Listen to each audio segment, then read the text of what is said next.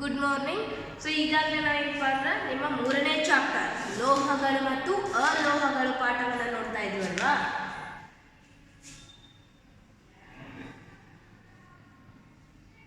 ಲೋಹಗಳು ಮತ್ತು ಅಲೋಹಗಳು.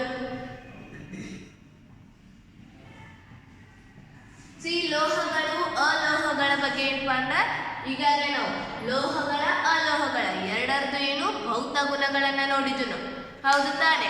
ಸೊ ಯಾವ ರೀತಿಯಾದಂತಹ ಭೌತ ಗುಣಗಳನ್ನು ಹೊಂದಿದಾವ ಅಂತ ಹೇಳಿ ಇಲ್ಲಿ ನಾವು ಮೊದಲಿಗೆ ಹೇಳಿದ್ದು ಭೌತ ಗುಣಗಳ ಮೇಲೆ ಇವುಗಳನ್ನು ನಾವು ಪ್ರತ್ಯೇಕಿಸಿದ್ದೇವೆ ಅಂತ ಹೇಳಿ.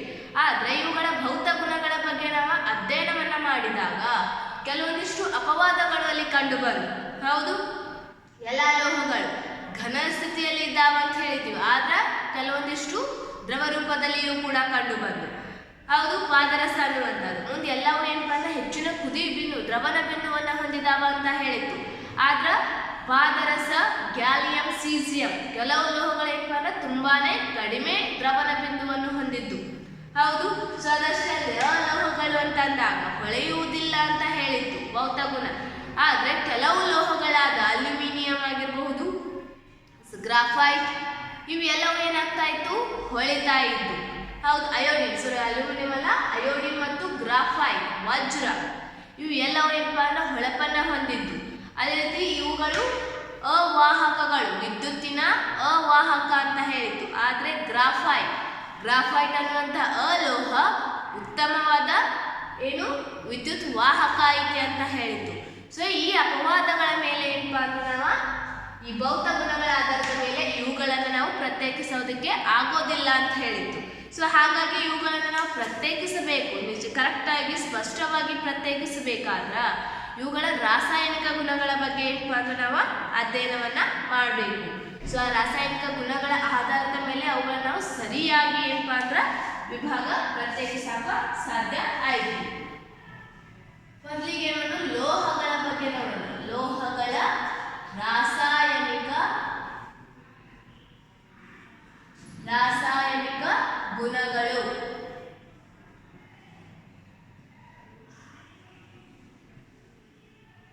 ಸೊ ಲೋಹಗಳ ರಾಸಾಯನಿಕ ಗುಣಗಳು ಅಂತ ಹೇಳಿ ಸೊ ಏನಪ್ಪಾ ಅಂದ್ರೆ ಈ ಕೆಲವೊಂದಿಷ್ಟು ಈ ಲೋಹಗಳ ರಾಸಾಯನಿಕ ಗುಣಗಳನ್ನು ನಾವು ನೋಡ್ಬೇಕಾದ್ರೆ ಕೆಲವೊಂದಿಷ್ಟು ಏನ್ ಮಾಡೋಣ, ಮಾದರಿಗಳನ್ನ ಸಂಗ್ರಹಿಸೋಣ. ಸೊ ಯಾವ ರೀತಿಯಾದ ಮಾದರಿಗಳು? ಅಲ್ಯೂಮಿನಿಯಂ ಅನ್ನ, ತಾಮ್ರ, ಕಬ್ಬಿಣ, ಸೀಸ್, ಮ್ಯಾಗ್ನೇಷಿಯಂ, ಸತು ಮತ್ತೆ ಸೋಡಿಯಂ. ಸೊ ಈ ಲೋಹಗಳನ್ನು ತೆಗೆದುಕೊಂಡು ಅಲ್ಯೂಮಿನಿಯಂ, ಕಬ್ಬಿಣ, ಸತು, ಹೌದು ಮುಂದದಷ್ಟೇ ಮ್ಯಾಗ್ನೇಷಿಯಂ,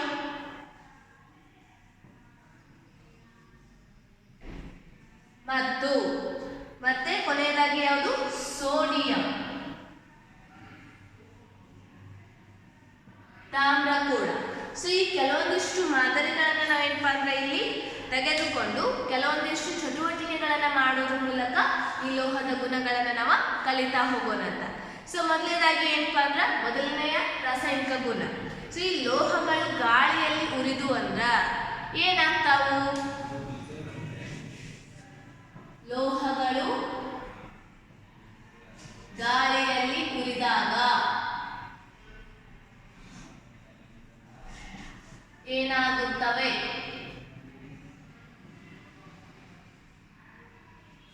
ಸೊ ನಾವು ಈಗಾಗಲೇ ರಾಸಾಯನಿಕ ಕ್ರಿಯೆಗಳಲ್ಲಿ ರಾಸಾಯನಿಕ ಗುಣಗಳ ಬಗ್ಗೆ ಹಿಂದಿನ ತರಗತಿಗಳಲ್ಲಿಯೂ ಕೂಡ ಕಲ್ತಿದ್ರಿ. ಈ 10th ಮೊದಲನೇ ಅಧ್ಯಾಯದಲ್ಲಿಯೂ ಕೂಡ ನಾವು ಸಾಕಷ್ಟು ರಾಸಾಯನಿಕ ಕ್ರಿಯೆಗಳ ಬಗ್ಗೆ ನಾವು ತಿಳ್ಕೊಂಡಿದ್ದೀವಿ, ಹೌದು. ರಾಸಾಯನಿಕ ಕ್ರಿಯೆ ಅಂತ ಅಂದ್ರೆ ಏನು? ಯಾವುದೇ ವಸ್ತುಗಳು ಸಂಯೋಗ ಹೊಂದಿದಾಗ ಹೊಸದಾದ ಒಂದು ಉತ್ಪತ್ತಿ ಆಯ್ತಂದ್ರ ಆ ಕ್ರಿಯೆಯನ್ನು ನಾವು ರಾಸಾಯನಿಕ ಕ್ರಿಯೆ ಅಂತ ಹೇಳ್ತಾ ಇದ್ದೀವಿ. ಸೊ ಇಲ್ಲಿ ರಾಸಾಯನಿಕ ಕ್ರಿಯೆಗಳು ಅವುಗಳ ಗುಣಗಳನ್ನು ನಾವು ನೋಡ್ತಾ ಇದ್ದೀವಿ ಅಂದಾಗ ಇಲ್ಲಿ ರಾಸಾಯನಿಕ ಕ್ರಿಯೆಗಳು ನಡೀತಾ ಇರ್ತಾವೆ. ಸೊ ಅದರಲ್ಲಿ ಒಂದನೇದಾಗಿ ಯಾವಪ್ಪ ಅಂದ್ರೆ ಲೋಹಗಳು ಗಾಳಿಯಲ್ಲಿ ಉರಿದಾಗ ಏನಾಗ್ತಾವು? ಸೊ ಹಿಂದಿನ ಅವಧಿಯಲ್ಲಿ ಮ್ಯಾಗ್ನೇಷಿಯಂ ಪಟ್ಟಿ ಮತ್ತು ಸಲ್ಫರ್ ಪುಡಿಯನ್ನ ಉರಿಸಿದಾಗ ಯಾವ ರೀತಿಯಾದಂತಹ ಅಲ್ಲಿ ಆಕ್ಸೈಡ್ಗಳು ಸಿಗ್ತಾವ, ಅವುಗಳನ್ನ ನೀರಿನಲ್ಲಿ ಹಾಕಿದಾಗ ಯಾವ ರೀತಿಯಾಗಿ ಉಂಟಾಗ್ತಾವು ಅನ್ನೋದನ್ನ ನಾವೇನಪ್ಪ ಹಿಂದಿನ ಅವಧಿಯಲ್ಲಿ ನೋಡಿದ್ವಿ. ಯಾವ ಆಮ್ಲಗಳಾಗ್ತಾವು, ಯಾವ ಪ್ರತ್ಯಾಮ್ಲಗಳು ಉಂಟಾಗ್ತಾವು ಅನ್ನೋದ್ರ ಬಗ್ಗೆ ಹೇಳಿದ್ವಿ ನಾವು. ಹೌದು, ಅದು ಕೂಡ ಒಂದು ವಿಧದ ರಾಸಾಯನಿಕ ಕ್ರಿಯೆ. ಸೊ ಈಗ ನಾವೇನಪ್ಪ ಅಂದ್ರೆ ಕೇವಲ ಲೋಹಗಳನ್ನ ಮಾತ್ರ ತಗೊಂಡ, ಯಾಕಂದ್ರೆ ಅಲ್ಲಿ ಎರಡನ್ನು ತಗೊಂಡು ನೋಡಿದ್ವಿ ನಾವು. ಸಲ್ಫರ್ ಅನ್ನುವಂತಹ ಅಲೋಹವನ್ನ ನೋಡಿದ್ದೀವಿ, ಆಮೇಲೆ ಮ್ಯಾಗ್ನೇಷಿಯಂ ಅನ್ನುವಂತಹ ಲೋಹವನ್ನ ನೋಡಿದ್ವಿ. ಎರಡನ್ನು ಉರಿಸಿದಾಗ ಒಂದು ರೀತಿ ಪುಡಿ ಸಿಕ್ಕಿತ್ತು, ಸಲ್ಫರ್ ಇದನ್ನು ಮಾಡಿದಾಗ ಉರಿಸಿದಾಗ ಏನಾಗಿತ್ತು, ಒಂದು ರೀತಿಯ ವಾಯು ಸಿಕ್ಕಿತ್ತು. ಹೌದು, ಹೊಗೆ ಅದು ಸಿಕ್ಕಿತ್ತು. ಅದನ್ನು ನಾವೇನಪ್ಪ ಅಂದ್ರೆ ಒಂದು ತೇವವಿರುವಂತಹ ಲಿಟ್ಮಸ್ ಪೇಪರ್ಗೆ ಹಾಕಿದಾಗ ಅಲ್ಲಿ ಸಲ್ಫ್ಯೂರಸ್ ಆಮ್ಲ ಅನ್ನುವಂತಹ ಸಿಕ್ಕಿತ್ತು. ಆಮ್ಲ, ಹೌದು, ಆಮ್ಲ ಏನ್ ಮಾಡ್ತೈತಿ, ನೀಲಿ ಬಣ್ಣದ ಲಿಟ್ಮಸ್ ಅನ್ನ ಕೆಂಪು ಬಣ್ಣದಾಗಿ ಪರಿವರ್ತಿಸ್ತೈತಿ. ಹೌದು, ಅದೇ ರೀತಿ ಮ್ಯಾಗ್ನೇಷಿಯಂ ಅದು ಉರಿದಾಗ ಮ್ಯಾಗ್ನೇಷಿಯಂ ಆಕ್ಸೈಡ್ ಆಗಿತ್ತು. ಆ ಮ್ಯಾಗ್ನೇಷಿಯಂ ಆಕ್ಸೈಡ್ ಅನ್ನ ನೀರಿಗೆ ಹಾಕಿದಾಗ ಮ್ಯಾಗ್ನೇಷಿಯಂ ಹೈಡ್ರಾಕ್ಸೈಡ್ ಆಗಿರ್ತದೆ. ಹೌದು ತಾನೆ. ಆ ಮ್ಯಾಗ್ನೇಷಿಯಂ ಹೈಡ್ರಾಕ್ಸೈಡ್ಗೆ ನಾವು ಲಿಟ್ಮಸ್ ಪೇಪರ್ ಅನ್ನ, ಸೊ ಹೈಡ್ರಾಕ್ಸೈಡ್ OH ಗುಂಪು ಅಂತಂದಾಗಲೇ ಏನದು ಪ್ರತ್ಯಾಮ್ಲೀಯವಾಗಿತ್ತು. ಸೊ ಪ್ರತ್ಯಾಮ್ಲೀಯ ಹೌದು ಅಲ್ಲ ಅನ್ನೋದು ತಿಳ್ಕೊಳ್ಳೋಕೆ ನಾವೇನ್ ಮಾಡ್ತಾ ಇದೀವಿ, ಕೆಂಪು ಲಿಟ್ಮಸ್ ಅನ್ನ ತಗೋತಾ ಇದೀವಿ. ಆ ಕೆಂಪು ಇದ್ದದ್ದು ನೀಲಿ ಬಣ್ಣಕ್ಕೆ ತಿರುತ್ತಂದ್ರೆ ಅದೇನಪ್ಪ ಅಂದ್ರೆ ಪ್ರತ್ಯಾಮ್ಲ ಅಂತ ಹೇಳಿ ನಾವಿಲ್ಲಿ ಹೇಳ್ತಾ ಇದ್ದೀವಿ. ಸೊ ಈಗ ಈ ಮ್ಯಾಗ್ನೇಷಿಯಂ ಅನ್ನು ಕೂಡ ನಾವು ತಗೊಂಡಿದ್ದೀವಿ. ಸೊ ಯಾವ ರೀತಿಯಾಗಿ ಲೋಹಗಳು ಏನಪ್ಪ ಅಂದ್ರೆ ಉರಿದಾಗ ಯಾವ ರೀತಿಯಾದಂತಹ ಆಕ್ಸೈಡ್ಗಳನ್ನ ಎಷ್ಟು ಪ್ರಮಾಣದಲ್ಲಿ ಬಿಡುಗಡೆ ಉಂಟು ಮಾಡ್ತಾವೆ ಅಂದ್ರೆ ಎಲ್ಲವುಗಳು ಏನಪ್ಪ ಅಂದ್ರೆ ಗಾಳಿಯಲ್ಲಿ ಒಂದೇ ರೀತಿಯಾಗಿ ಉರಿಯುವುದಿಲ್ಲ. ಸೊ ಅನ್ನೋದನ್ನ ಏನೈತಿ ಒಂದು ಚಟುವಟಿಕೆಯನ್ನ ಏನಪ್ಪಾ ಅಂದ್ರೆ ಇಲ್ಲಿ ನಾವು ಮಾಡೋಣ ಅಂತ. ಮೊದಲನೇದಾಗಿ ಏನಪ್ಪಾ ಅಂದ್ರೆ ಸೊ ಇಕ್ಕಳದ ಸಹಾಯದಿಂದ ಈ ಎಲ್ಲ ಚೂರುಗಳನ್ನು ಕೈಲೇ ಹಿಡಿದು ನೋಡುವಂಗಿಲ್ಲ, ಎಲ್ಲವನ್ನ ಏನ್ ಮಾಡ್ಬೇಕು, ಹಿಡಿಕಿಗಳು. ಸೊ ನಿಮ್ಮ ಮನೆಯಲ್ಲಿ ಗೋಗಾನಿಗಳನ್ನ ಹಿಡಿಬೇಕಾದ್ರೆ ಹಿಡಿಕಿ ಯೂಸ್ ಮಾಡ್ತೀರಿ, ಅದೇ ರೀತಿ ಪ್ರಯೋಗಶಾಲೆಯಲ್ಲಿ ಕೂಡ ಬೇರೆ ರೀತಿಯ ಹಿಡಿಕೆಗಳಿರ್ತಾವೆ. ಸೊ ಅವುಗಳ ಸಹಾಯದಿಂದ ಈ ಎಲ್ಲವುಗಳನ್ನ ಏನ್ ಮಾಡಬೇಕು, ತಗೋಬೇಕು.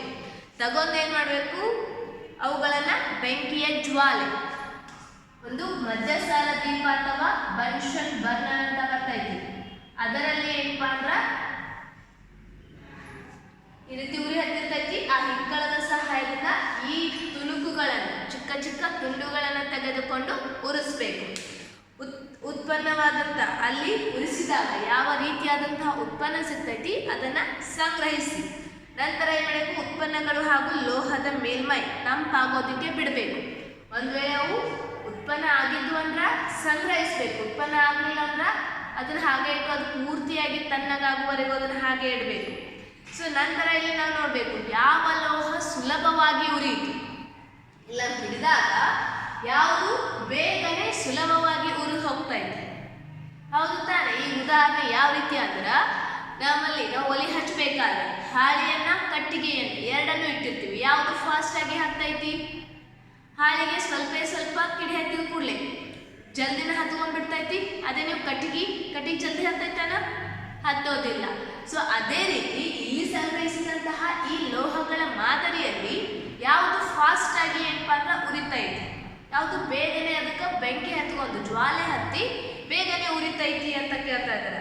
ಲೋಹವು ಉರಿದಾಗ ಯಾವ ಬಣ್ಣದ ಜ್ವಾಲೆಯನ್ನ ಉಂಟು ಮಾಡ್ತೈತಿ, ಇಲ್ಲಿ ಏನು ಮಾಡ್ತಿದ್ದಾರೆ, ಎಲ್ಲಾ ರೀತಿಯಾದಂತಹ ಜ್ವಾಲೆ, ಒಂದೇ ರೀತಿ ಜ್ವಾಲೆ ಇಲ್ಲ. ಸೊ ಬೆಂಕಿಯ ಬಗ್ಗೆ ಕೇಳಿದಾಗ ಸೊ ನಾವು ಇಲ್ಲಿ ನೋಡಿದಾಗ ಈ ಏನ್ ದೀಪ ಹತ್ತಿರ್ತೈತಿ ಇದರಲ್ಲಿ 3 ಭಾಗಗಳನ್ನ ನಾವು ಗುರುತಿಸ್ತೀವಿ. ಹೌದು ತಾನೆ. ಸೊ ಮೇಣದ ಬತ್ತಿಯನ್ನು ನೀವು ನೋಡಿರಬಹುದು. ಈ ಮೇಣದ ಬತ್ತಿಯನ್ನು ನೀವು ನೋಡಿರ್ತೀರಲ್ಲ, ಇದರಲ್ಲಿ ನೋಡಿ 3 ವಿಧದ ಭಾಗಗಳನ್ನು ನಾವು ಕಾಣ್ತಾ ಇದ್ದಾವೆ. ಹೌದು. ಸೊ ಯಾವ್ಯಾವ ರೀತಿ, ಇಲ್ಲಿ ಪೂರ್ತಿ ಮೇಲ್ಭಾಗದಲ್ಲಿ ಏನಾಗ್ತೈತಿ, ಸ್ವಲ್ಪ ಕಪ್ಪದಾಗಿ ಕೆಂಪು ಅಂದ್ರೆ ಒಂದ್ ಸ್ವಲ್ಪ ಆರೆಂಜ್ ರೆಡ್ ಅಂತೆಲ್ಲ ಆ ರೀತಿ ಬರ್ತಾ ಇದೆ. ಮಧ್ಯಭಾಗದಲ್ಲಿನೇ ಒಂದು ರೀತಿಯ ಬಣ್ಣ ಬೇರೆ ಇರ್ತೈತೆ. ಮುಂದೆ ಇದೇನ್ ಬತ್ತಿ ಇರ್ತೈತಿಲ್ಲ, ಆ ಬತ್ತಿಯ ಇಷ್ಟು ಅಲ್ಲಿನೇ ಒಂದು ಬಣ್ಣ ಬೇರೆ ಇರ್ತೈತೆ. ಹೌದು ತಾನೆ. ಅದಷ್ಟೇ ಅಲ್ಲದೆ ನೀವು ಏನಪ್ಪಾ ಅಂದ್ರೆ ಒಲೆಯಲ್ಲಿ ಅಡಿಗೆ ಮಾಡೋದು, ಗ್ಯಾಸು ಒಲೆ ಎರಡನ್ನೂ ಲಕ್ಷಕೊಂಡು.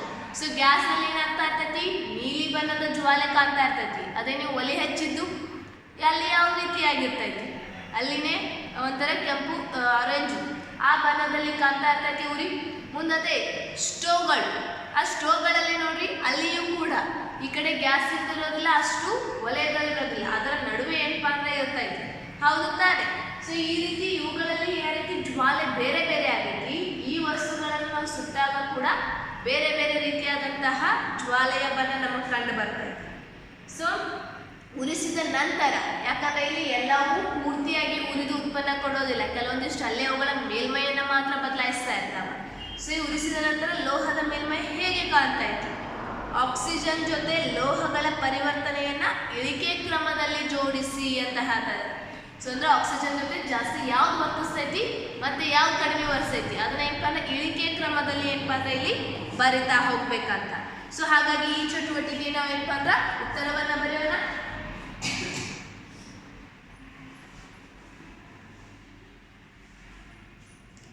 ಸೊ ಮೊದಲನೇದಾಗಿ ಏನೇನು ಹೇಳಿದಾರ, ಯಾವ್ಯಾವ ಹೇಳಿದಾರ? ಅಲ್ಯೂಮಿನಿಯಂ ಅಂತ ತಗೊಂಡಿದಾರ, ಕಬ್ಬಿಣ, ಸತು, ಮ್ಯಾಗ್ನೇಷಿಯಂ, ಮುಂದಿನ ಒಂದು ಏನಪ್ಪಾ ಅಂದ್ರೆ ಪೊಟ್ಯಾಷಿಯಂ, ತಾಮ್ರ, ಇವೆಲ್ಲವೂ ಇರ್ತಾವ. ಸೊ ಇದರಲ್ಲಿ ಏನಪ್ಪಾ ಅಂದ್ರೆ ಹೆಚ್ಚಾಗಿ ನಾವು ಇವನ್ನ ಅಷ್ಟೇ ತಗೊಂಡಿದೀವಿ, ಇನ್ನು ಬೇರೆ ಬೇರೆ ಲೋಹಗಳು ಕೂಡ ಇದ್ದಾವ. ಆ ಎಲ್ಲ ಲೋಹಗಳನ್ನು ನೋಡಿದಾಗ ನಮಗೆ ಕಂಡು ಬರುವಂತವು ಯಾವುವು? ಪೊಟ್ಯಾಷಿಯಂ, ಸೋಡಿಯಂ ಮತ್ತು ಮ್ಯಾಗ್ನೇಷಿಯಂ ಇತ್ಯಾದಿ ಅಂತ ಹಾಕೋರಿಲ್ಲ. ಸೊ ಯಾಕಂದ್ರೆ ಇವನು ಅಷ್ಟೇ ಅಲ್ಲ, ಬೇರೆ ಬೇರೆಗಳನ್ನು ಕೂಡ ನೀವು ತಗೋಬಹುದಿಲ್ಲ. So sodium, potassium, sodium, magnesium ಈ ಲೋಹಗಳು ಏನಪ್ಪಾ ಅಂತ ಸುಲಭವಾಗಿ, ಸೊ ನಮ್ಮ ಪ್ರಶ್ನೆ ಕೇಳಿದ ಚಟುವಟಿಕೆ ನಂತರ ಯಾವವು ಸುಲಭವಾಗಿ ಏನಪ್ಪಾ ಅಂದ್ರ ಉರಿತಾವು, ಸುಲಭವಾಗಿ ಉರಿತಾವು ಅಂತ ಹೇಳಿ. ಸೊ ಇಲ್ಲಿ ಏನಪ್ಪಾ ಅಂದ್ರ ಪೊಟ್ಯಾಷಿಯಂ, ಸೋಡಿಯಂ, ಮ್ಯಾಗ್ನೇಷಿಯಂ ಇವುಗಳೇ ಏನಾಗೋದು ಸುಲಭವಾಗಿ ಉರಿಯುವಂತಹ ಲೋಹಗಳು. ಹೌದು. ಅದೇ ರೀತಿಯಾಗಿ ಮತ್ತೇನು ಹೇಳಿದಾರ? ಬೇರೆ ಬೇರೆ ಬಣ್ಣದ ಉರಿಯಲ್ಲಿ ಕಾಂತಾವೋ ಇಲ್ವೋ ಅಂತ ಹೇಳ್ತಾ ಇದ್ದಾರೆ. ಈ ಎಲ್ಲಾ ಲೋಹಗಳು ಒಂದೇ ರೀತಿಯಾದಂತಹ ಉರಿಯಲ್ಲಿ ಅಂದ್ರೆ ಒಂದೇ ರೀತಿಯ ಜ್ವಾಲೆಯ ಬಣ್ಣ ಎಲ್ಲವೂ ಏನಪ್ಪಾ ಅಂದ್ರ ಬೇರೆ ಬೇರೆ ಬಣ್ಣದ ಉರಿಯಲ್ಲಿ ಅಥವಾ ಜ್ವಾಲೆಯಲ್ಲಿ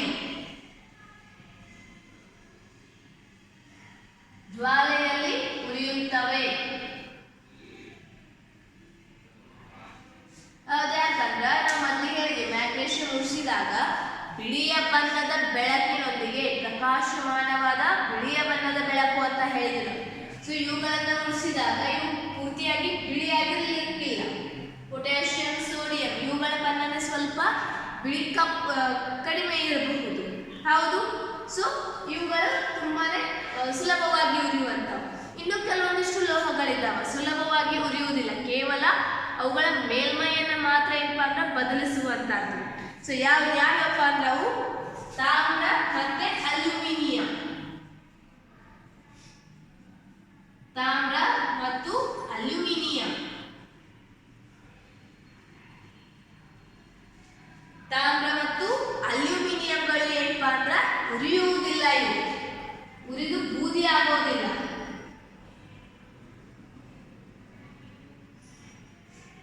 ಇವು ಉರಿಯೋದಿಲ್ಲ, ಆದ್ರೆ ಏನ್ ಮಾಡ್ತಾವು? ಯಾಕಂದ್ರೆ ಇವು ಉರಿಯೋದಿಲ್ಲ ಅಂತ ಹೇಳಿ ಇವುಗಳಿಂದ ಈ ಲೋಹಗಳಿಂದ ತಯಾರಿಸಿದಂತಹ ಪಾತ್ರೆಗಳನ್ನು ನಾವು ಮನೆಯಲ್ಲಿ ಬಳಸುವಂತದ್ದು. ಹೌದು ತಾನೆ? ಒಂದ್ ವೇಳೆ ಇವು ಕೂಡ ಇವುಗಳ ಜೊತೆ ಸುಲಭವಾಗಿ ಉರಿದು ಹೋಗ್ತಿದ್ವು ಅಂದ್ರ ನಾವು ಒಲೆ ಮ್ಯಾಗ ಅಡಿಗೆ ಮಾಡ್ಬೇಕಂತ ಇಟ್ಟು ಕೂಡ್ಲೆ ಪಾತ್ರೆ ಏನಾಗ್ಬಿಡ್ತಿತ್ತು? ಉರಿದು ಹೋಗ್ಬಿಡ್ತಿತ್ತ ಪೂರ್ತಿಯಾಗಿ. ಅದಕ್ಕಾಗಿ ಇವು ಹೆಚ್ಚಿನ ದ್ರವನ ಮುಂದೆ ಉರಿಬೇಕಾದ್ರೆ ಬಹಳಷ್ಟು ಇದಾಗುವಂತಹದ್ದು, ಪುಡಿ ಆಗೋದಿಲ್ಲ ಈ ಲೋಹಗಳು. ಹಾಗಾಗಿ ಉರಿಯುವುದಿಲ್ಲ, ಆದರೆ ಗಾಳಿಯೊಂದಿಗೆ ವರ್ತಿಸ್ತಾವ. ಯಾವ ರೀತಿಯಾಗಿ ಅಂದ್ರ ಆದರೆ ತಾಮ್ರ ಏನ್ ಮಾಡ್ತೈತಿ?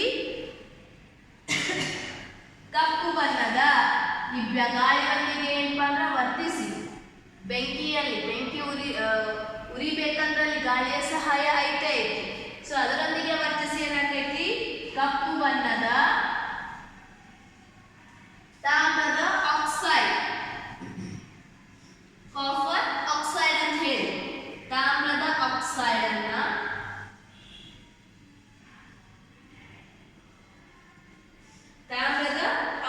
ಅನ್ನ ಮತ್ತೆ ಅದೇ ರೀತಿಯಾಗಿ ಅಲ್ಯೂಮಿನಿಯಂ ಆಕ್ಸೈಡ್ ಅನ್ನು ಉಂಟು ಮಾಡುತ್ತದೆ.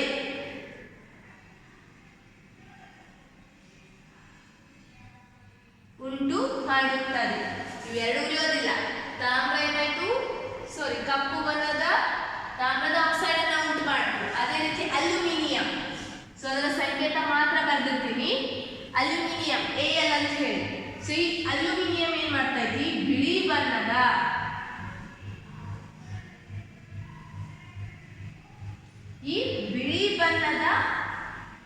ಅಲ್ಯೂಮಿನಿಯಂ ಆಕ್ಸೈಡ್ ಅನ್ನ, ಸೊ ಅದರ ಸೂತ್ರ ಏನು, Al2O3. ಇದದು ಕಾಪರ್ ಆಕ್ಸೈಡ್ ಬಂತು, CuO ಅಷ್ಟೇ ಬಂತು, ಇದದು Al2O3 ಬಂತು.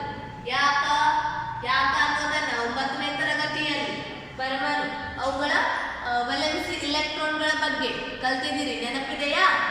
ಆ ವೇಲೆನ್ಸಿ ಇಲೆಕ್ಟ್ರಾನ್ಗಳಿಂದಲೇ ಈ ರೀತಿ ಆಗುವಂತದ್ದು. ಯಾಕಂದ್ರೆ ಅಲ್ಯೂಮಿನಿಯಂ ಮುಂದೆ ಇನ್ನೊಂದು ಆಕ್ಸಿಜನ್, ಇವು ಎರಡರದ್ದು ವೇಲೆನ್ಸಿಗಳನ್ನ ಹೇಳಿ. ಅಲ್ಯೂಮಿನಿಯಂ ವೇಲೆನ್ಸಿ ಯಾವುದು, +3 ಐತಿ ಅಲ್ಯೂಮಿನಿಯಂದು, ಆಕ್ಸಿಜನ್ದು -2 ಐತಿ. ಸೊ ಯಾವಾಗ ಇವೆರಡು ಸಂಯೋಗ ಹೊಂದುತ್ತಾವೆ, ಸಂಯುಕ್ತವಾಗ್ತಾವು, ಆಗ ಇವುಗಳ ವೇಲೆನ್ಸಿ ಏನಾಗ್ತೈತಿ, ಕ್ರಾಸ್. ಇದರ ವೇಲೆನ್ಸಿ ಇದಕ್ಕೆ ಹತ್ತೈತಿ, ಇದರ ವೇಲೆನ್ಸಿ ಇದಕ್ಕೆ ತಗೋತೈತಿ. ಹಾಗಾಗಿ Al2O3 ಅಂತ ಬರೆದಿರುವಂತದ್ದು. ಸೊ ಇವೆಲ್ಲ ವೇಲೆನ್ಸಿಗಳನ್ನು ನೆನಪಿರ್ಲಿ, ಅವನು ಪ್ರಾಕ್ಟೀಸ್ ಮಾಡ್ರಿ. ಏನಾಯ್ತು, ಬಿಳಿ ಬಣ್ಣದ ಅಲ್ಯೂಮಿನಿಯಂ ಆಕ್ಸೈಡ್ ಅನ್ನ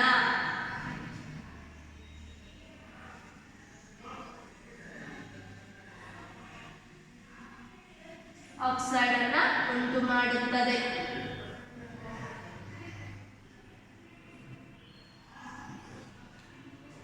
ಇವುಗಳು ಗಾಳಿಯಲ್ಲಿ ಊರಿದಾಗ ಏನೈತಿ, ಯಾವ ರೀತಿ ಆಗ್ತೈತಿ ಅಂತ ಹೇಳಿ ನೀವು ಇಕ್ವೇಶನ್ಸ್ ಅನ್ನ ಬರಿಬೇಕು. ಗಾಳಿಯಲ್ಲಿ ಉರಿತಾ ಹೋದಾಗೇನು, ಆಕ್ಸಿಜನ್ ಒಂದಿಗೆ ವರ್ತನೆ ಅಂತ ಹೇಳಿ. ಹೌದು, ಮ್ಯಾಗ್ನೇಷಿಯಂ ನಿನ್ನೆ ದಿನ ಬರ್ಸಿದ್ದೇನ. ಅದೇ ರೀತಿ ಸೋಡಿಯಂ Na+O2 ಮಾಡಿದಾಗ ಸೋಡಿಯಂ ಆಕ್ಸೈಡ್, ಪೊಟ್ಯಾಷಿಯಂ ಆಕ್ಸೈಡ್, ಇವುಗಳನ್ನು ಕೂಡ ನೀವೇನ್ ಮಾಡಬೇಕು, ಅಲ್ಲಿ ಬರಿಬೇಕು. ಅಂದಾಗ ಮಾತ್ರ ನಿಮಗದು ಪೂರ್ಣವಾಗಿ ಅರ್ಥ ಆದಂತೆ. ಸೊ ಈಗ ಈ ರೀತಿ ಆಕ್ಸೈಡ್ಗಳು ಉಂಟಾಗ್ತಾವು ಅಂತ ಹೇಳಿ ಅವುಗಳ ಸಮೀಕರಣವನ್ನ ಬರೆಯೋಣ. ಸೊ ಇದನ್ನ ಬರ್ಕೊಂಡಿದ್ದೀರಲ್ಲ, ಸೊ ಈ ಸಮೀಕರಣಗಳನ್ನ ಬರಿತಾ ಹೋಗೋ ನೀವೆಲ್ಲ ಅವುಗಳನ್ನು.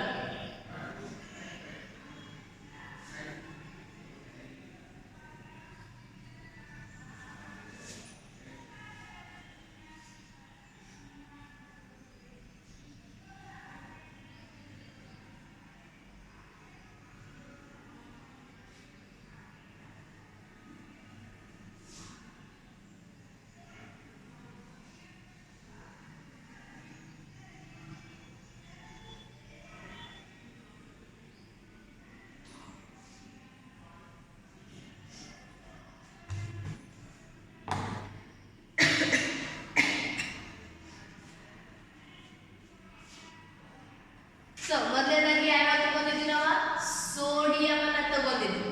ಹೌದು, ಸೋಡಿಯಂ ಗಾಳಿಯೊಂದಿಗೆ ವರ್ತಿಸಿ ಏನನ್ನ ಉಂಟು ಮಾಡ್ತೈತಿ, ಸೋಡಿಯಂ ಆಕ್ಸೈಡ್ ಅನ್ನ ಅಂತ ಹೇಳಿ. ಹೌದು, ಈ ಸೋಡಿಯಂ ಆಕ್ಸೈಡ್ ಅನ್ನೋದು Na2O, ಸೋಡಿಯಂ ಆಕ್ಸೈಡ್ ಅನ್ನ Na2O ಅಂತ ಹೇಳಿ. ಯಾಕೆ 2 ಬಂತು, ಆಕ್ಸಿಜನ್ ನ ವೇಲೆನ್ಸಿ 2 ಇರೋದ್ರಿಂದ. ಹೌದು, ಮ್ಯಾಗ್ನೇಷಿಯಂ ಆಕ್ಸೈಡ್ MgO ಅಂತ ಅಷ್ಟೇ ಬರೀತೀವಿ. ಕಾರಣ ಮ್ಯಾಗ್ನೇಷಿಯಂ ಕೂಡ 2 ಹೊಂದೈತಿ, ಆಕ್ಸಿಜನ್ ಕೂಡ ವೇಲೆನ್ಸಿ 2 ಹೊಂದೈತಿ. ಸೊ 2 ಇರೋದ್ರಿಂದ ಏನಪ್ಪಾ ಅಂದ್ರೆ 2 ಅಂತ ಬರೆಯೋದಿಲ್ಲ, ಅವು 2 1 ಅಂತ ಹೇಳಿ ತಗೊಂಡು 1 MgO ಅಂತ ಅಷ್ಟೇ ಬರೆಯುವಂತದ್ದು. ಸೊ ಇದು ಸೋಡಿಯಂ ಆಕ್ಸೈಡ್.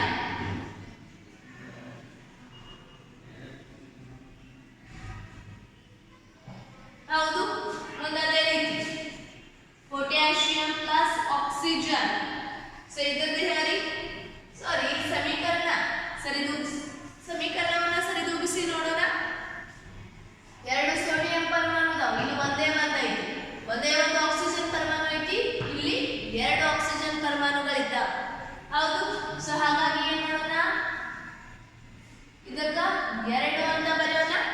ಆಕ್ಸಿಜನ್ 2 ಆದು, ಸೋಡಿಯಂಗಳು ಎಷ್ಟಾದ್ರು, 4 ಸೋಡಿಯಂಗಳು. ಹೌದು ತಾನೆ. ಅದೇ ರೀತಿ potassium plus oxygen, potassium oxide K2O, potassium oxide.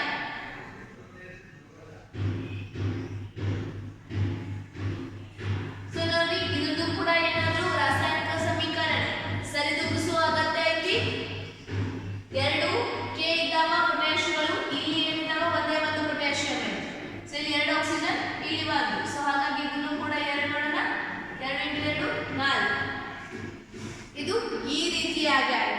So ಅಂದ್ರೆ ಇವುಗಳನ್ನು ನೋಡಿದಾಗ ನಾವು ಕಾಮನ್ ಆಗಿ ಒಂದು ಏನನ್ನ ಬರೀಬಹುದು, ಲೋಹಗಳು ಪ್ಲಸ್ ಆಕ್ಸಿಜನ್, ಲೋಹದ ಆಕ್ಸೈಡ್. ಹೌದು. ಸೊ ಅದೇ ರೀತಿ ತಾಮ್ರದ ಬರೀ ತಾಮ್ರ ಕಪ್ಪು ಬಣ್ಣದ ಆಕ್ಸೈಡ್ ಅನ್ನ ಮೇಲ್ಮೈ ಮೇಲೆ ಉಂಟು ಮಾಡುವಂತಹದ್ದು.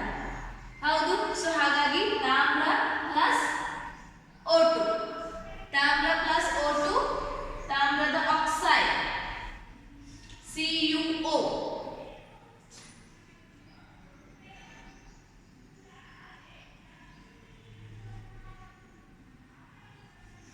ತಾಮ್ರದ ಆಕ್ಸೈಡ್, ತಾಮ್ರ ಪ್ಲಸ್ O2 ಕಾಪರ್ ಆಕ್ಸೈಡ್ ಅಥವಾ ತಾಮ್ರದ ಆಕ್ಸೈಡ್. ಇದನ್ನು ನೋಡಿ, ಈ ಕ್ರಿಯೆ ಕೂಡ ಸಮೀಕರಣ ಇದ್ರದ್ದು ಸರಿದೂಗಿಸಿದಂತಹ ಸಮೀಕರಣ ಐತಿ. ಒಂದು ಒಂದು ತಾಮ್ರ ಐತಿ, ಇಲ್ಲಿ ಕೂಡ ಒಂದು Cu, ಎರಡು ಆಕ್ಸಿಜನ್, ಒಂದೇ ಒಂದು ಆಕ್ಸಿಜನ್. ಹಾಗಾಗಿ ಇಲ್ಲಿ ಎರಡನ್ನ ಹಾಕೋಣ, ಎರಡಾಯ್ತು. ಸೊ ಇದು ಆಯ್ತು. ಬಟ್ ಇಲ್ಲಿ ಏನಾಯ್ತು, ಎರಡು ಕಾಪರ್ ಅದು, ಹಾಗಾಗಿ ಎರಡು ಅಂತ ಹೇಳಿ. ಸೊ ಈ ತಾಮ್ರವನ್ನ ಗಾಳಿಯಲ್ಲಿ ನಾವೇನಪ್ಪ ಅಂದ್ರೆ ಉರಿಸೋದಕ್ಕೆ ಆಗೋದಿಲ್ಲ, ಬಟ್ ಅದನ್ನ ನಾವೇನಪ್ಪ ಅಂದ್ರೆ ಇಲ್ಲಿ ಕಾಯಿಸಬಹುದು. ಆ ರೀತಿ ಕಾಯಿಸಿದಾಗ ಏನಪ್ಪ ಅಂದ್ರೆ ಅದು ಆಕ್ಸಿಜನ್ ಒಂದಿಗೆ ವರ್ತಿಸಿ ತಾಮ್ರದ ಆಕ್ಸೈಡ್ ಅನ್ನುವಂತಹ ಕಪ್ಪಾದಂತಹ ಮೇಲ್ಮೈ, ಕಪ್ಪು ಆಕ್ಸೈಡ್ ಇದೆ, ಈ ಆಕ್ಸೈಡ್ ಏನಪ್ಪ ಅಂದ್ರೆ ಮೇಲ್ಮೈ ಮೇಲೆ ಲೇಪನದ ರೀತಿ ಮಾಡುವಂತಹದ್ದು.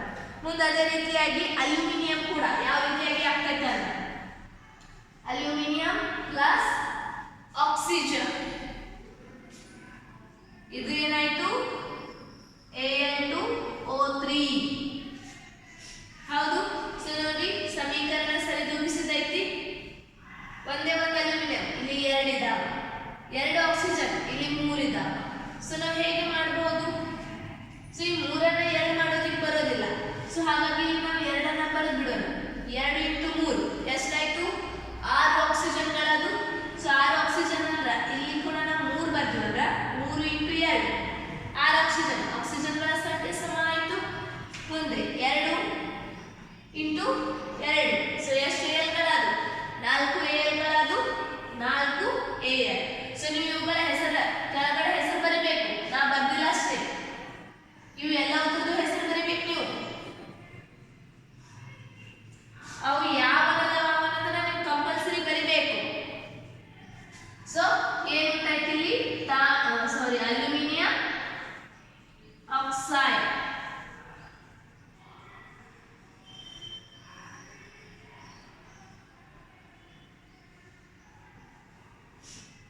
ಹೌದು.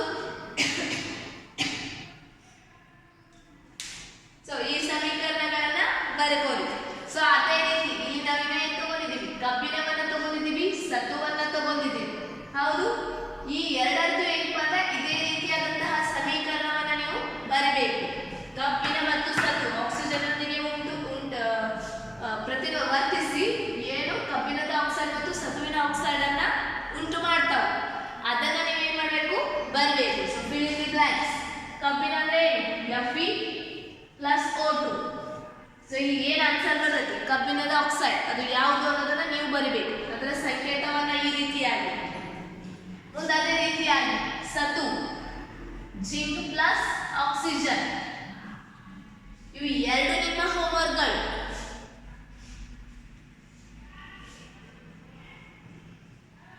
ಅವೆರಡನ್ನ ಬರ್ಕೋರಿ. ಮುಂದೆ ಇದೇ ರೀತಿ ಕ್ರಿಯೆಗಳು ಬರ್ತಾವ, ಅವುಗಳನ್ನು ಕೂಡ ನೀವು ಮಾಡ್ತಾ ಹೋಗ್ಬೇಕು. ಸಮೀಕರಣವನ್ನ ಸರಿದೂಗಿಸು ಕೂಡ ಬೇಕು. ಅವುಗಳ ಹೆಸರನ್ನ ಬರೆದಿ, ಏನು ಉತ್ಪನ್ನ ಬರ್ತೈತಿ ಅದನ್ನು ಕೂಡ ನೀವು ಅಲ್ಲಿ ಬರಿಬೇಕು. ಸರಿ. ಸೊ ಇಲ್ಲಿ ನೋಡ್ರಿ, ಇಲ್ಲಿ ಏನಿವೆಲ್ಲ ಆಕ್ಸೈಡ್ಗಳು ಬಂದಿದ್ದಾವ, ಲೋಹದ ಆಕ್ಸೈಡ್ಗಳು. ಸೊ ಇವೆಲ್ಲವನ್ನ ಕೂಡಿಸಿ ನಾವು ಏನಪ್ಪ ಒಂದು ಕಾಮನ್ ಆಗಿ ಯಾವ ರೀತಿಯಾಗಿ ಬರೀಬಹುದು ಅಂದ್ರೆ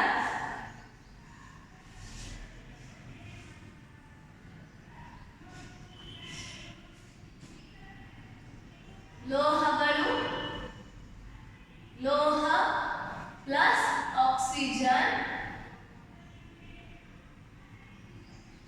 ಲೋಹ ಪ್ಲಸ್ ಆಕ್ಸಿಜನ್, ಲೋಹದ ಆಕ್ಸೈಡ್.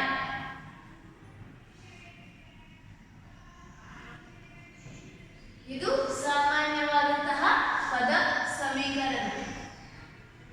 ಲೋಹಗಳು ಗಾಳಿಯಲ್ಲಿ ಉಳಿದಾಗ ಏನಾಗ್ತದೆ,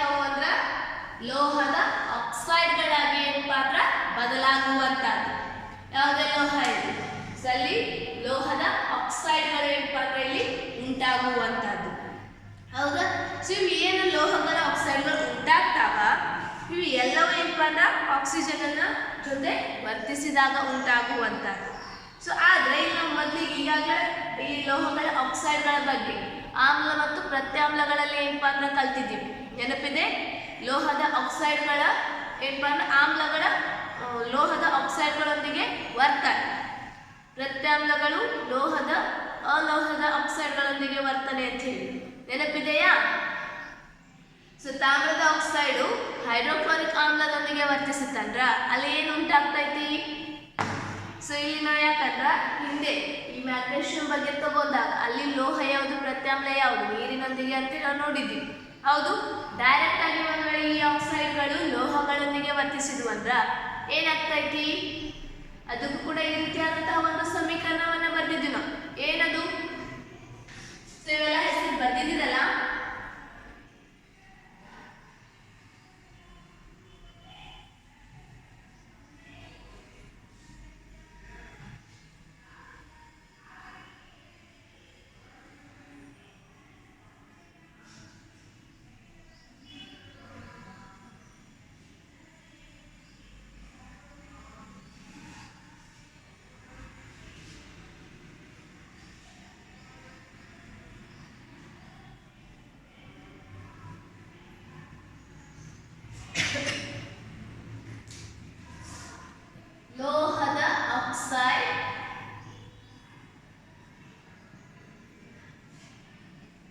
ಲೋಹದ ಆಕ್ಸೈಡ್ ಆಮ್ಲಗಳೊಂದಿಗೆ ವರ್ತಿಸಿದಾಗ ಏನುಂಟಾಗ್ತಾವು? ಲವಣ ಮತ್ತು ನೀರನ್ನ ಉಂಟು ಮಾಡಿದ್ದು.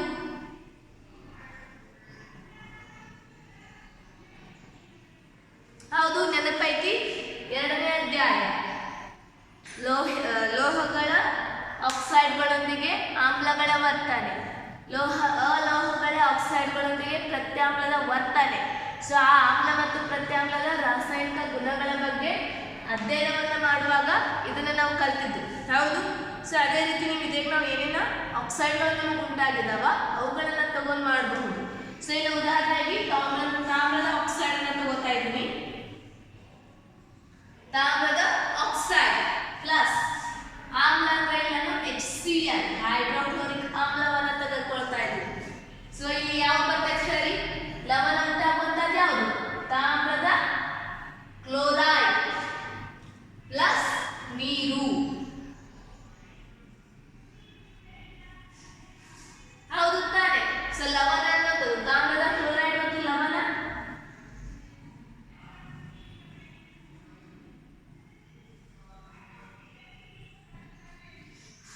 ಹೌದು, ಇದು ತಾಮ್ರದ ಆಕ್ಸೈಡ್.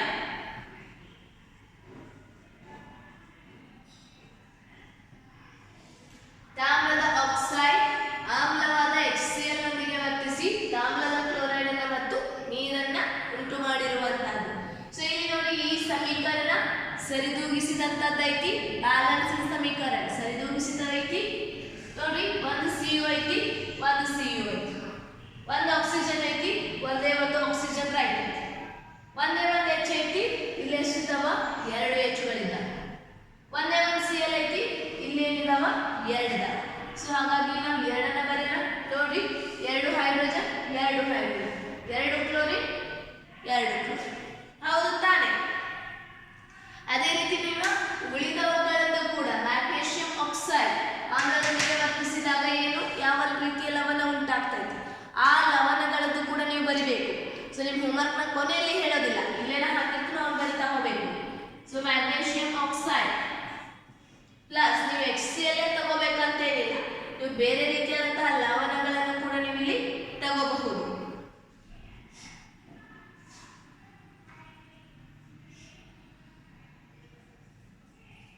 ಸೊ ಇಲ್ಲಿ ಏನು ಉಂಟಾಗ್ತಾ ಇದೆ? ಪ್ಲಸ್ ನೀರು, ಅದನ್ನು ಕೂಡ ಬರಿ.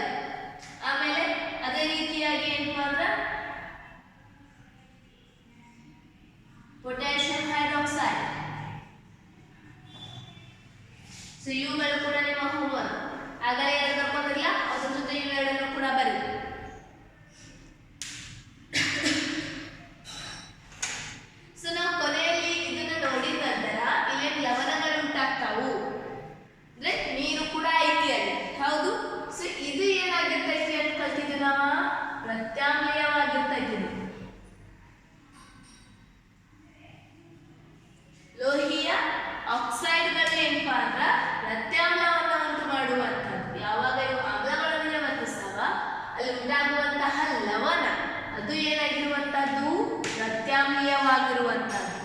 ಹೌದು, ಅದನ್ನ ಕಲ್ತಿದ್ದೀವಲ್ಲ ನಾವು ಈಗಾಗಲೇ.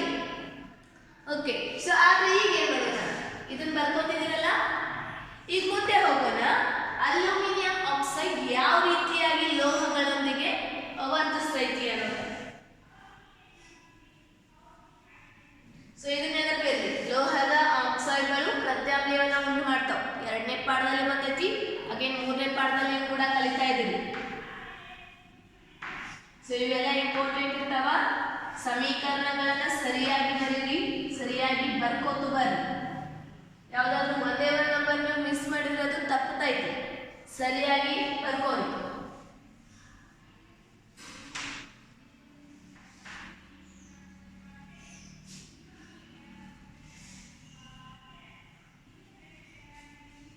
ಸೊ ನಾವೀಗ ನೋಡಿದ್ದೀವಿ ಲೋಹದ ಆಕ್ಸೈಡ್ಗಳು ಆಮ್ಲದೊಂದಿಗೆ ವರ್ತಿಸಿದಾಗ ಪ್ರತ್ಯಾಮ್ಲಗಳು ಲವಣ ಮತ್ತು ನೀರನ್ನು ಉಂಟು ಮಾಡ್ತಾವು ಅಂತ ನಾವು ಹೇಳಿದ್ವಿ. ಆದರೆ ಇಲ್ಲಿ ಕೆಲವೊಂದಿಷ್ಟು ಲೋಹದ ಆಕ್ಸೈಡ್ಗಳಿದ್ದಾವೆ, ಅವು ಆಮ್ಲದೊಂದಿಗೂ ವರ್ತಿಸ್ತಾವ. ಯಾಕಂದ್ರೆ ಇಲ್ಲಿ ನಾವು ಲೋಹದ ಆಕ್ಸೈಡ್ಗಳು ಆಮ್ಲಗಳೊಂದಿಗೆ ವರ್ತಿಸ್ತಾವ ಅಂತ ಹೇಳಿದ್ವಿ. ಇಲ್ಲಿ ಕೆಲವೊಂದಿಷ್ಟು ಲೋಹದ ಆಕ್ಸೈಡ್ ಇದಾವ, ಅವು ಆಮ್ಲದೊಂದಿಗೂ ವರ್ತಿಸ್ತಾವ, ಪ್ರತ್ಯಾಮ್ಲದೊಂದಿಗೂ ಕೂಡ ವರ್ತಿಸ್ತಾವ. ಸೊ ಅಂತಹ ಲೋಹದ ಆಕ್ಸೈಡ್ಗಳನ್ನು ನಾವೇನಪ್ಪ ಅಂದ್ರೆ ಉಭಯವರ್ತಿ ಆಕ್ಸೈಡ್ಗಳು ಅಂತ ಹೇಳಿ ಕರೆಯುವಂಥದ್ದು. ಉಭಯವರ್ತಿ ಆಕ್ಸೈಡ್ಗಳು. ಉಭಯವರ್ತಿ ಆಕ್ಸೈಡ್ಗಳು ಅಂದ್ರೆ ಆಂಫೋಟೋರಿಕ್ ಆಕ್ಸೈಡ್ಸ್ ಅಂತ ಹೇಳಿ. ಆಂಫೋಟೋರಿಕ್ ಆಕ್ಸೈಡ್. ಸೊ ಉಭಯವರ್ತಿ ಅಂದ್ರೆ ನಮಗೆ ಗೊತ್ತೈತಿ. ಸೊ ಉಭಯವಾಸಿಗಳು. ಸೊ ಉಭಯವಾಸಿಗಳ ಬಗ್ಗೆ ಕಲ್ತಿದ್ದೀರಿ, ನೆನಪಿದೆಯಾ? ಉಭಯ ಅಂದ್ರೆ ಏನು? 2. ಉಭಯವಾಸಿ ಅಂದ್ರೆ 2 ಕಡೆ ಇರುವಂಥವು, ನೆಲ ಮತ್ತು ನೀರು ಎರಡರಲ್ಲಿಯೂ ವಾಸಿಸುವಂತಹ ಜೀವಿಗಳಿಗೆ ಉಭಯವಾಸಿಗಳು ಅಂತ ನಾವು ಕರಿತಾ ಇದ್ದೀವಿ. ಹೌದು.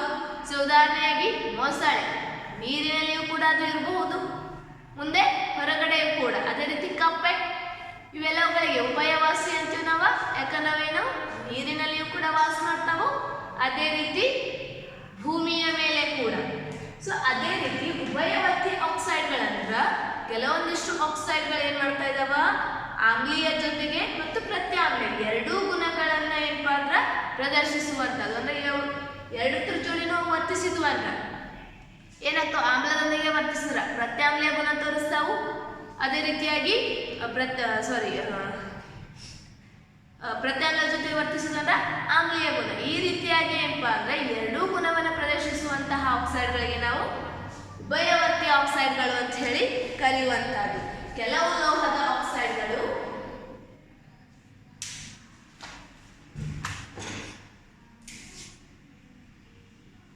ಕೆಲವು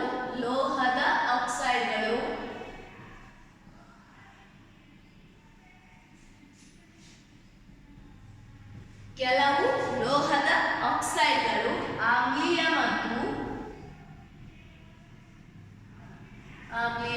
ಮತ್ತು ಪ್ರತ್ಯಾಮ್ಲೀಯ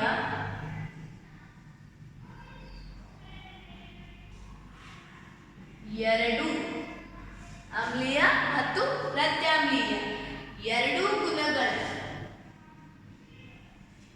ಎರಡು ಗುಣಗಳನ್ನು ಪ್ರದರ್ಶಿಸುತ್ತವೆ.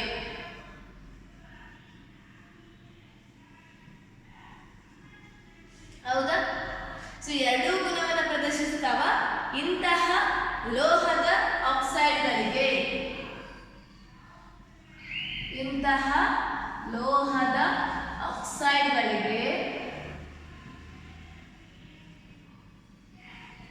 ಆಕ್ಸೈಡ್ಗಳಿಗೆ ಉಭಯವರ್ತಿ ಆಕ್ಸೈಡ್ಗಳು ಎನ್ನುವರು.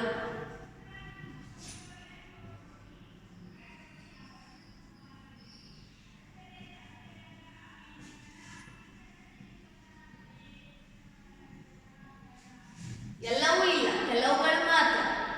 ಸೊ ಯಾವ ಹಾಗಾದ್ರೆ? ಉದಾಹರಣೆಗೆ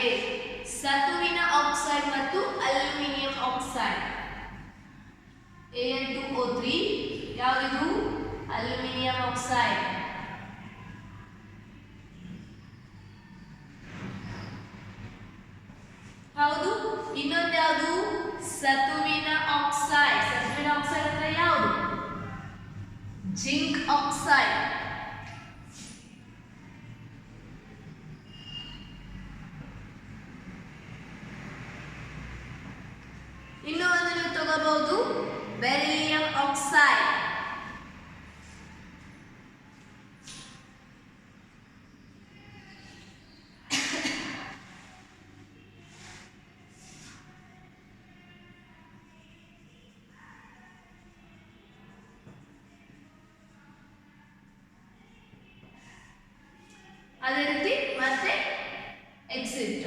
ಇವು 3 ಉದಾಹರಣೆಗಳು ಸಾಕು. ಅಲ್ಯೂಮಿನಿಯಂ ಆಕ್ಸೈಡ್, ಸತುವಿನ ಆಕ್ಸೈಡ್, ಬೆರಿಲಿಯಂ ಆಕ್ಸೈಡ್ ಇವು 3 ಏನಪ್ಪ ಅಂದ್ರೆ ಆಮ್ಲ ಪ್ರತ್ಯಾಮ್ಲ ಎರಡೂ ಗುಣಗಳನ್ನು ತೋರಿಸ್ತಾವ. ಸೊ ಯಾವ ರೀತಿಯಾಗಿ ಅನ್ನೋದನ್ನ ಏನಪ್ಪ ಅಂದ್ರೆ ಇಲ್ಲಿ ನೋಡೋಣ. ಸೊ ಇವು ಯಾವಾಗ ಆಮ್ಲ ಮತ್ತು ಪ್ರತ್ಯಾಮ್ಲದೊಂದಿಗೆ ವರ್ತಿಸ್ತಾವ ಅಲ್ಲೇನು ನೀರು ಮತ್ತು ಲವಣವನ್ನು ಉಂಟು ಮಾಡ್ತಾವ, ಹೌದು ತಾನೆ. ಸೊ ಆ ಅಲ್ಯೂಮಿನಿಯಂ ಆಕ್ಸೈಡ್ ಅವು ಎರಡರ ಜೊತೆ ಮಾಡಿದಾಗ, ಯಾಕಂದ್ರೆ ಇದನ್ನ ನೋಡಿದ್ವಿ, ಸೊ ಲವಣ ನೀರು ಅಂದಾಗ ಲೋಹದ ಆಕ್ಸೈಡ್ಗಳು ಆಮ್ಲದೊಂದಿಗೆ ವರ್ತಿಸಿದಾಗ ಪ್ರತ್ಯಾಮ್ಲೀಯ ಗುಣವನ್ನು ತೋರಿಸ್ತಾವು ಅಂತ ನಾವು ಹೇಳಿದ್ವಿ.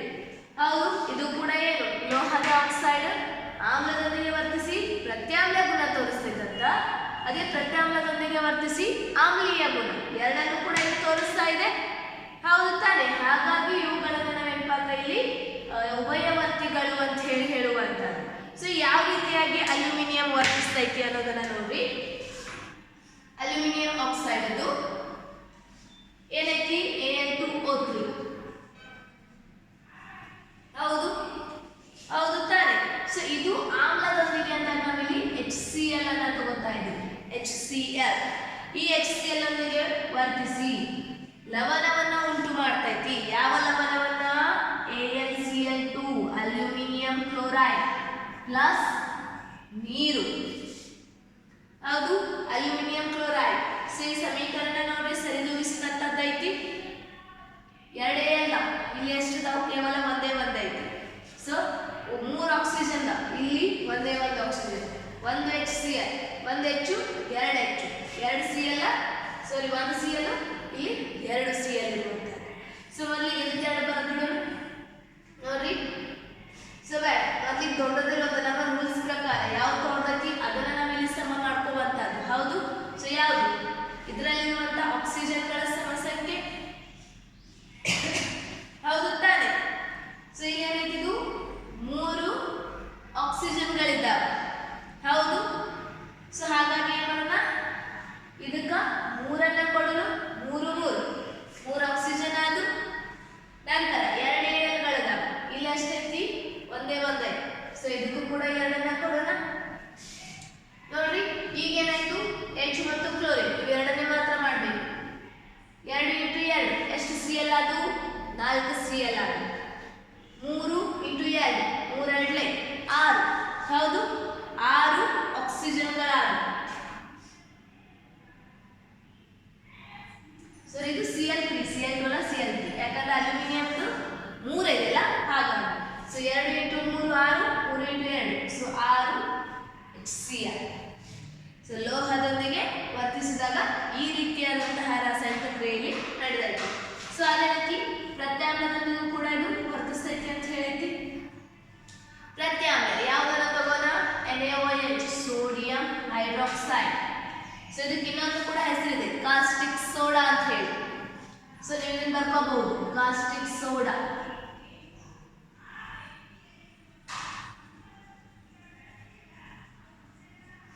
ಹೌದಾ? ಸೊ ಇದರೊಂದಿಗೆ ವರ್ತಿಸಿದಾಗ ಇಲ್ಲಿ ಏನಾಗ್ತೈತಿ, ಯಾವ ರೀತಿ ಉಂಟಾಗ್ತಾ ಇದೆ ಅಂದ್ರೆ ಸೋಡಿಯಂ ಏನಪ್ಪಾ ಅಂದ್ರೆ ಅಲ್ಯೂಮಿನೇಟ್ ಅನ್ನುವಂಥದ್ದು ಉಂಟಾಗ್ತಾ ಇದೆ.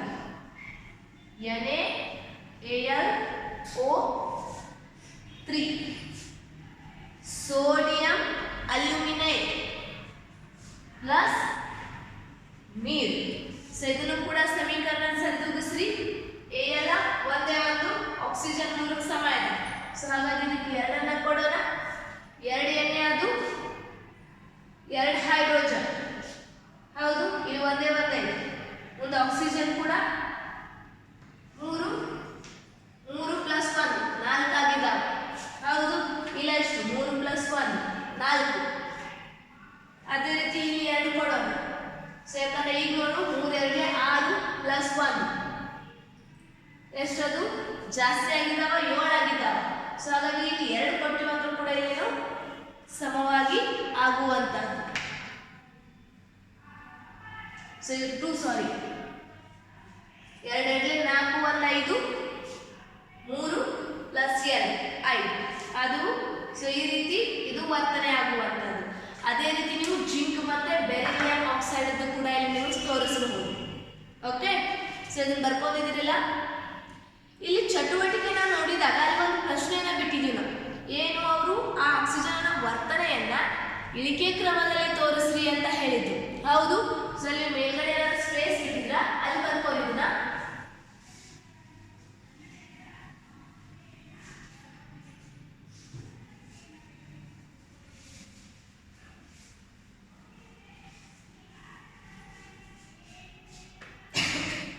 ಸೊ ಇಳಿಕೆ ಕ್ರಮದಲ್ಲಿ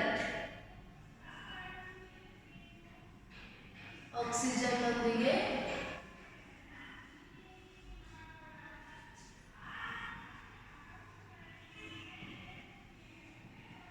ವರ್ತನೆ. ಸೊ ಅದನ್ನ ಏನ್ ಮಾಡಿದ್ದಾರ, ಲೋಹಗಳ ವರ್ತನೆಯನ್ನ ಇಳಿಕೆ ಕ್ರಮದಲ್ಲಿ ಅಲ್ಲಿ ಅವುಗಳ ಸಂಕೇತ ಬರ್ತಿದ್ರು, ನೀವು ಅವುಗಳದ್ದು ಹೆಸರನ್ನ ಬರೀಬೇಕು. ಸೊ ಮೊದಲೇ ಹೆಚ್ಚು ಆಕ್ಸಿಜನ್ ಒಟ್ಟಿಗೆ ವರ್ತಿಸುವುದು ಯಾವುದು, ಪೊಟ್ಯಾಷಿಯಂ. ಸೊ ಹಾಗಾಗಿ potassium greater than. So next ಎರಡನೇ ಸ್ಥಾನ ಯಾವುದು, ಸೋಡಿಯಂ. ಸೋಡಿಯಂ ಮತ್ತೆ ಜಾಸ್ತಿ ವರ್ತನೆ ಮಾಡುವಂತದ್ದು. ಮೂರನೇದು ಮ್ಯಾಗ್ನೇಷಿಯಂ. ಸೊ ನಾವು ಮೊದಲು ಇವು ಮೂರು ಹೇಳ್ತು ಸುಲಭವಾಗಿ ವರ್ತಿಸ್ತಾವಂತ ಹೇಳಿ, ಇವು ಮೂರರಲ್ಲಿ ಮತ್ತೆ ಏನಪ್ಪ ಮೊದಲ ಸ್ಥಾನದಲ್ಲಿ ಪೊಟ್ಯಾಷಿಯಂ ಇರುವಂತದ್ದು. ಇನ್ನು ಮುಂದೆ ಯಾವುದು, ಅಲ್ಯೂಮಿನಿಯಂ. ಅಲ್ಯೂಮಿನಿಯಂ ಮುಂದೆ ಜಿಂಕ್, ಸತು.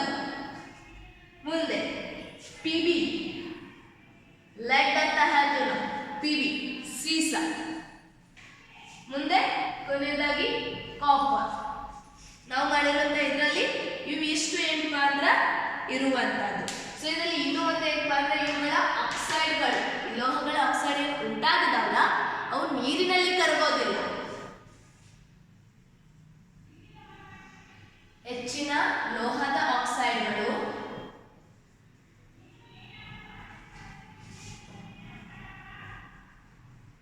ನೀರಿನಲ್ಲಿ ಕರಗುವುದಿಲ್ಲ.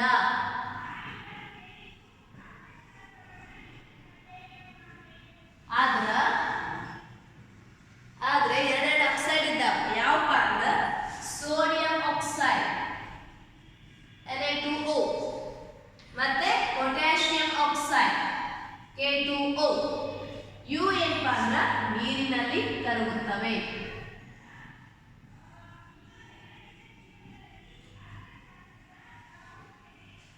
ಹೆಚ್ಚಾಗಿ ಅವು ಕರಗೋದಿಲ್ಲ, ಆದ್ರೆ ಇವು ಎರಡು ಮಾತ್ರ ಏನಪ್ಪ ನೀರಿನಲ್ಲಿ ಕರಗುವಂತ. ಸೊ ಕರಗಿ ಏನಾಗ್ತೈತಿ ಅನ್ನೋದನ್ನ ಮತ್ತೆ ನಾಳೆ ದಿನ ನೋಡೋಣ.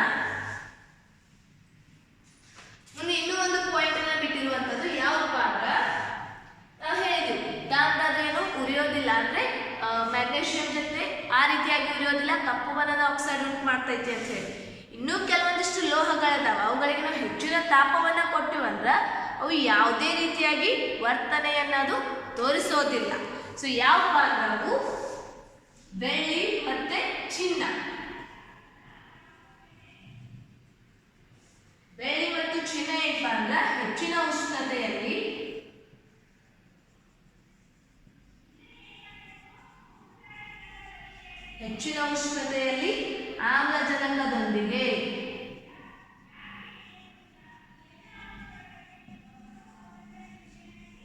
ಆಮ್ಲಜನಕದೊಂದಿಗೆ ವರ್ತಿಸುವುದಿಲ್ಲ.